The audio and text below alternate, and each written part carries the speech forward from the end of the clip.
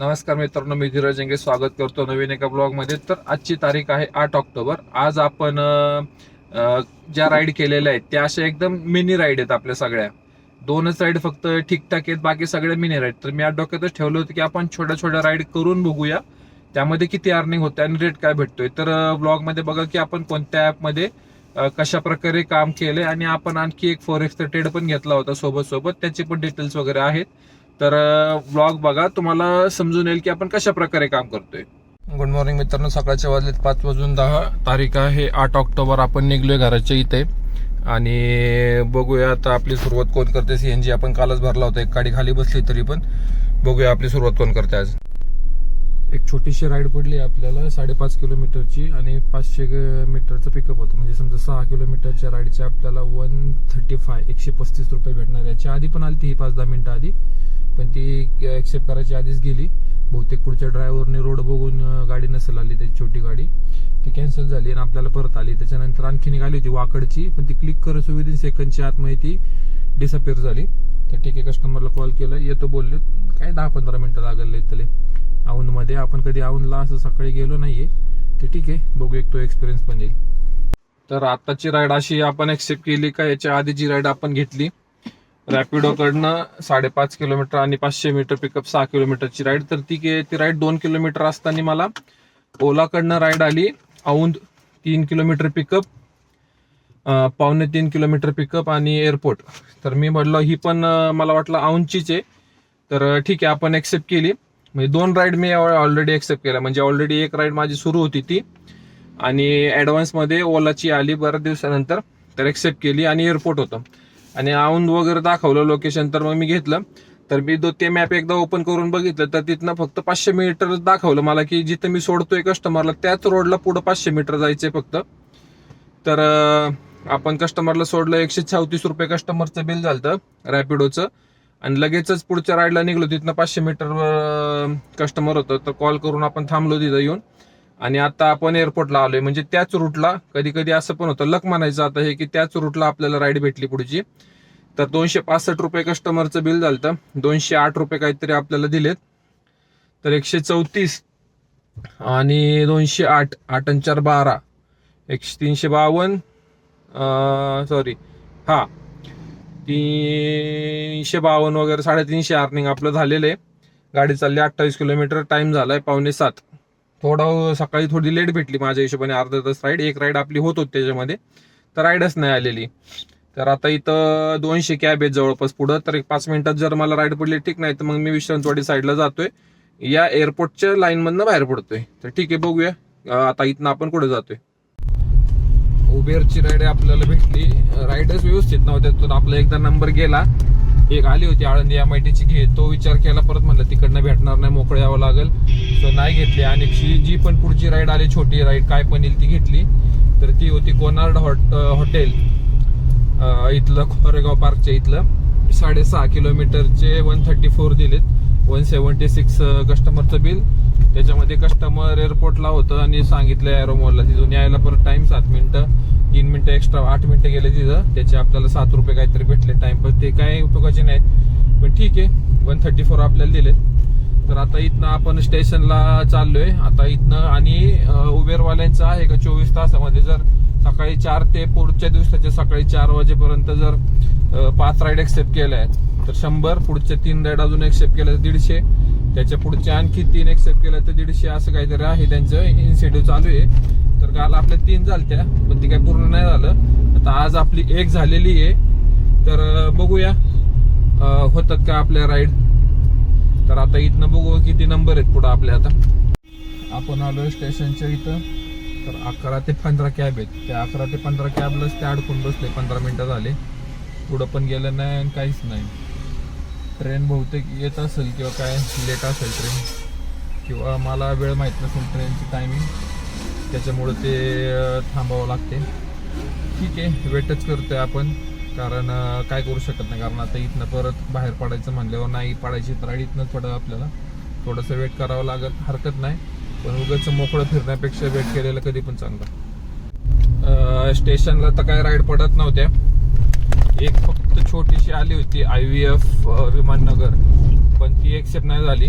Within सेकंदात ती गायब झाली. तर आपण तिथे थांबलो होतो, तर आपल्याला एक 4x चा ट्रेड भेटला गोल्ड मध्ये बायचा. तर तिथं आपण एक छोटीशी एंट्री घेतली 0.01 एकदम मिनिमम लॉटनी, आणि त्यामध्ये पेशन्सनी वेट केला, SL लावला, प्रॉपर स्टॉप लॉस लावला आणि वेट केला 10-15 मिनिट, 5 मिनिटं. तर आपल्याला त्याचं पे ऑफ भेटलंय $4.5 प्रॉफिट निघले आपल्याला. आपण लावले होते त्यामध्ये $4.25, 4.35, आणि आपण $4.5 बुक केले. टॅक्स कटून 4.35च आले, म्हणजे 100% आपण व्हिडिओ काढत होतो. एक राईड आली ती पण लगेच गेली. हे रॅपिडो आहे ना, क्विक विदिन सेकंदाची आत गायब होती राईड बघायच्या आधीच.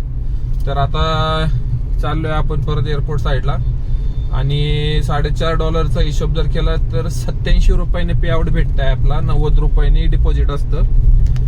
0.03 हे त्यांचं कमिशन घेतात.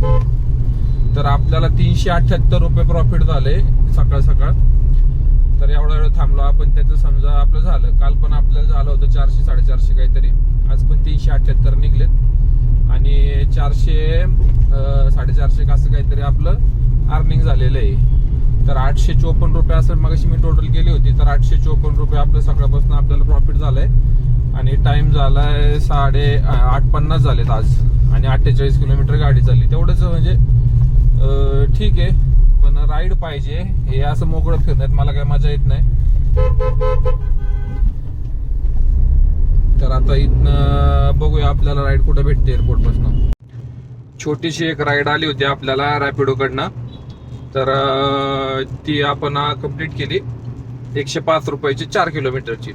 16 रुपयाचा गॅस लागला, 95 रुपये आपले, 94 रुपये आपले.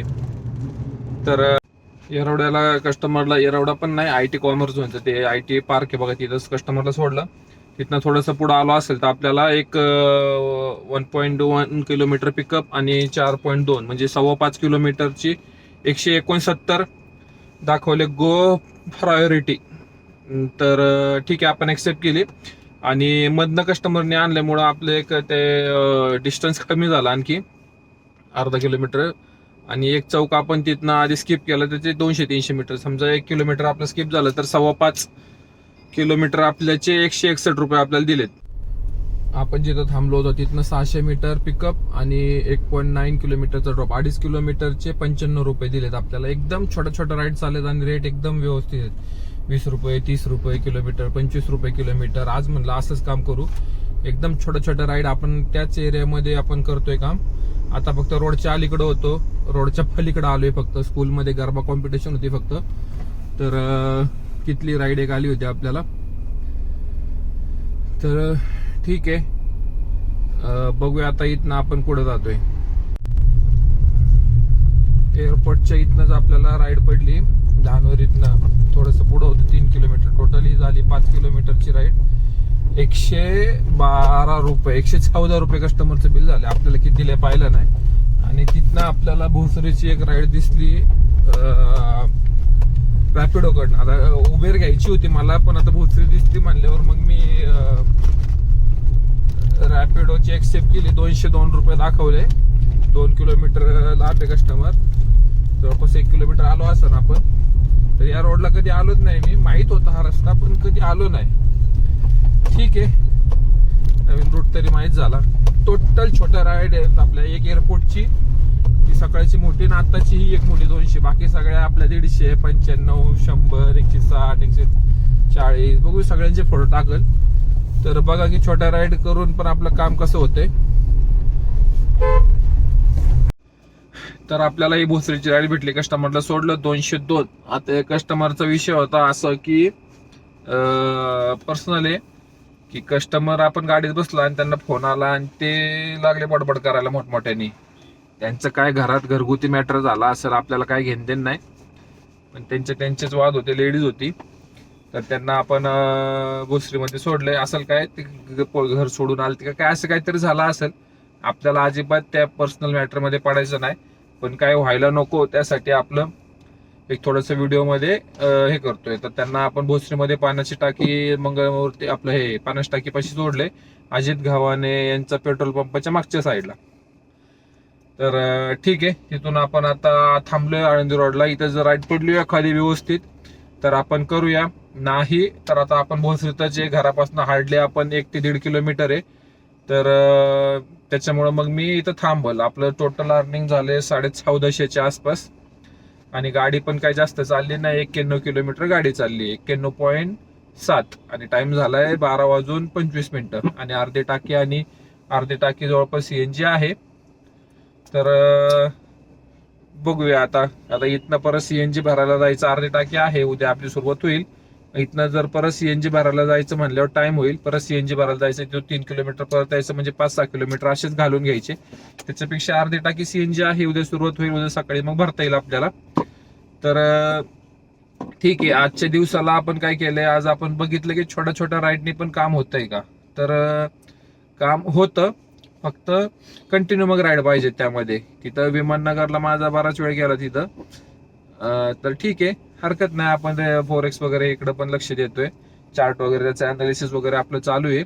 तर बघूया, काही जर सोय झाली माझ्याने तर मी एवढ्यातच चालू करेल आणि लगेच चॅनल आपल्याला चालू करायचे बहुतेक 1 ते 2 दिवसामध्ये. फोरेक्स किंवा इंडियन मार्केटचं एक चॅनल, आणि चॅनलचं नाव मी काल विचारलं होतं मागच्या व्हिडिओमध्ये, तर ट्रॅव्हल जर्नी असं किंवा ट्रेडिंग जर्नी, चॅनलचं नाव असं माझ्या डोक्यामध्ये आहे. ट्रॅव्हल जर्नी विथ धीरज किंवा ट्रॅव्हल जर्नी असं काहीतरी चॅनलचं नाव मी सोचतोय. आता हे ऍपल टच जे आहे नाव, हे जुनं माझ्या डोक्यात असं चालू होतं, काही नाही ऍपल टच याच्याबद्दल काय रिलेट करत नाही माझ्याबद्दल. तर बघूया, ते पण नाव बदलायचंय मला या चॅनलचं. आणि आपण जे काम करतोय त्या कामाच्या रिलेटेड किंवा कॅब किंवा ओला उबेर याच्या रिलेटेड आपल्याला नाव ठेवायचे. ते पण मी आज उद्या विचार करून किंवा जमलं तर आजच एक चॅनल क्रिएट करेल दुसरं, आणि तिथं आपले स्टॉक मार्केट जे आपलं मेन काम आहे. आता या चॅनलला व्हिडिओ अपलोड केले तर ते मिक्स होऊन जाईल, त्यासाठी एक विचार केला की आपण एक चॅनल सेपरेट करूया आणि दोन्ही चॅनलला वेगवेगळं कंटेंट राहील. म्हणजे ज्यांना फॉरेक्स किंवा ट्रेडिंगचं रिलेटेड असेल ते त्या एका चॅनलला, आणि इथं फक्त आपल्या कॅबच्या रिलेटेड. तर आपण फुल टाइम कॅब बिझनेस करत नाही. आता सगळे म्हणतील एवढ्या याच्यामध्ये तुमचं कसं होणार, तर नाही होत. जेवढा बिझनेस मी करतोय त्याच्यामध्ये नाही होत, कारण माझे बाकीचे सोर्स ऑफ इन्कम पण आहेत.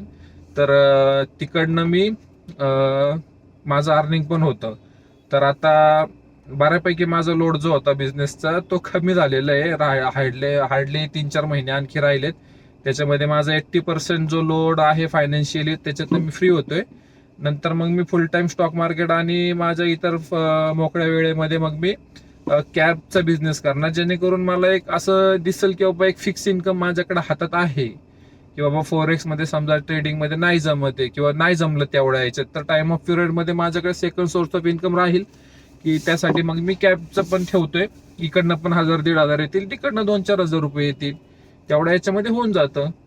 तर ठीक आहे, सगळ्यांनी काहीतरी सोबत जोडधंदा पाहिजे. एका धंद्यावर डिपेंड राहून हा बिझनेस होऊ शकत नाही, किंवा होईल पण त्याला वेळ खूप द्यावा लागेल, मेहनत खूप घ्यावी लागेल तुम्हाला. बारक्या गाडीमध्ये धंदा होत नाही तेवढा.